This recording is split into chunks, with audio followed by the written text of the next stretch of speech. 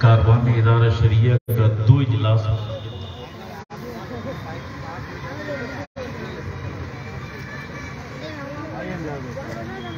काफिला सालार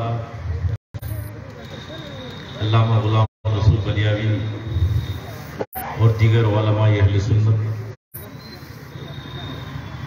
हमारे इस स्टेज पर जलवाबार हैं।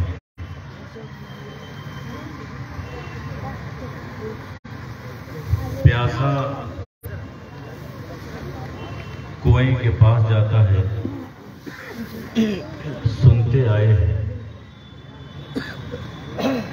लेकिन कुआं प्यासे के पास चलकर जाए ये बहुत ही कम देखने को मिलता है। मजबूत जिगर वाले सामईन किराम का ठाठे मारता हुआ मजमा और आसमान इल्म फजल के ये सब चांद और सूरज और सितारे बस इस बात को साबित कर रहे हैं प्यासे सामने हैं और समंदर आया है, दरिया आया है, नहरें आई हैं, कुआं आया है और बेताब है बरसने के लिए बादल, बेचैन है बरसने के लिए बादल। बादल के टुकड़े अलग अलग आपके सरों पे मंडला रहे हैं। हसन रजा तो कहता है मशीयते एज़दी भी कहती होगी मैं तो माइल बकरम हूँ कोई साइल से रहरबे मंजिल ही नहीं। आज कारवाने इदारा शरिया का एक एक फर्द बादल की तरह हमारे सरों पे मंडला रहा है और इंशाअल्लाह वो एक दूसरे के बाद बरसने वाला भी है। और चंपारण की सरजमीन इन उलमाए रब्बानी के फयूज बल्कि फैजान आम से बहुत जल्द मुस्तफीज होने वाले हैं। ये सब अल्लाह के रसूल सल्लल्लाहु तआला अलैहि वसल्लम जो कायनात के सबसे बड़े मुस्लिह आज़म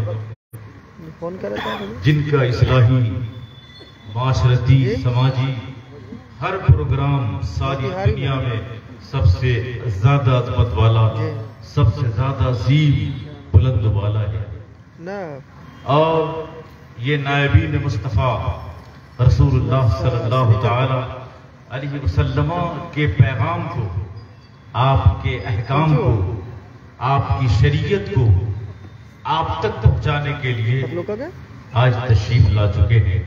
कौन?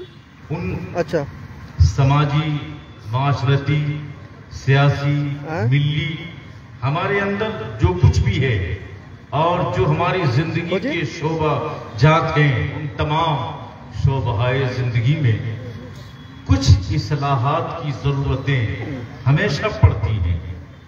इस्लाहात का जब दौर चला है तो तारीख़ अरब आप देख लें, अरबों में जब वो कायनात का सबसे बड़ा मुस्लिह आज़म इस्लाह माशरा का एक अजीम पैगाम पर और दुनिया के सामने इस्लाह माशरा को पेश करवाने वाला अल्लाह सरवर आलम सल्लल्लाहु अलैहि वसल्लम तशरीफ लाया तो सहाबा किराम के दरमियान वो चीजें जो उन अरबों के अंदर सरायत कर चुकी थी और वो किसी भी ज़ाविये से सही नहीं थी, उसको सामने लाकर पेश फरमाया।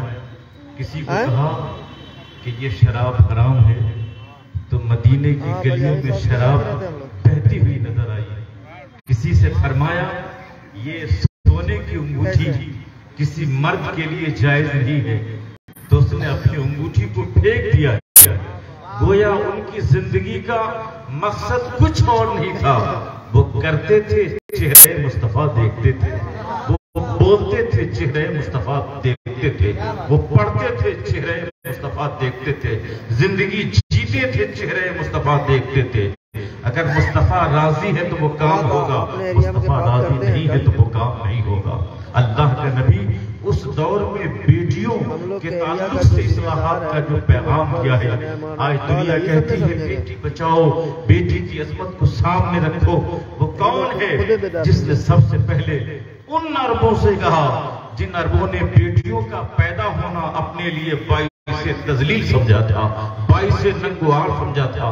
जिनके घर में बेटी पैदा हो जाती तो वो अपने आप को बहुत जलील तस्वुर करता, लेकिन जब बेटियों को जिल्लत तस्वुर किया जाता था, जब बेटियों का होना अपने आप की तजलील समझी जाती थी, उस वक्त बेटियों की अजमत को लोगों के दिलों पर रासिख फरमाने के लिए इस्लाह मुआशरा का सबसे बड़ा और सबसे बेहतरीन पैगाम्बर फरमाता है, अगर बेटियों का होना बाइसे जिल्लत होता तो मोहम्मदुर रसूलुल्लाह बेटियों का बाप नहीं होता।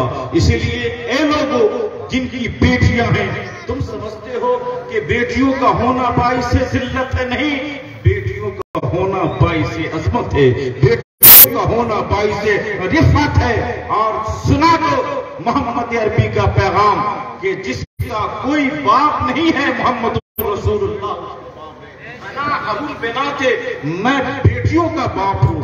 और तारीख इस्लाम बोलती है, क्या आपने सुना है आज एक बेटी की बुनियाद पर उसका बाप अपने आप को साहिबी अजमत समझता है और कहता है मैं बहुत ही रिफत वाला हूं, मेरी शान बड़ी है। मगर तुम अगर शान वाले हो तो आओ इस्लाम की तारीख पढ़ो। इस्लाम की तारीख बोलती है क्या रसूलुल्लाह के पास कोई बेटा था? कुरान फरमाता है मा काना मुहम्मदुन अबा अहदिन मिन रिजालिकुम वलाकिन रसूलुल्लाह व खातिमुन नबिय्यीन। मुहम्मदुर रसूलुल्लाह तुम में से किसी मर्द के बाप नहीं है। तारीख इस्लाम बोलती है, रसूलुल्लाह का घराना बोलता है, रसूलुल्लाह का कोई बेटा जवान नहीं था।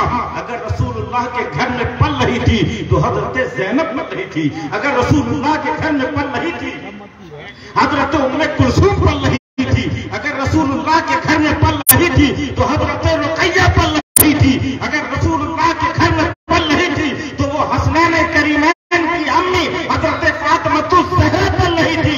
आला हजरत पुकार उठे, क्या बात रज़ा उस चमनस्तान करम की, ज़हरा है कली जिसकी हुसैन और हसन को। इसलिए अगर बेटियों का बाप होना बाइसे जिल्लत होता तो अल्लाह का महबूब मुस्तफा जाने रहमत बेटों का बाप होता, फातिमा ज़हरा का बाप। ये क्या फरमाया? बेटियों का वक़ार बढ़ाते हुए मेरे नबी ने क्या फरमाया? अपने उन लोगों को फरमाया जिन्होंने बेटियों को अपने हाथों से दफन किया था, उस समाज से फरमाया जिसने बेटियों को गंदी निगाह से देखा था, फरमाया निगाह ठीक कर लो और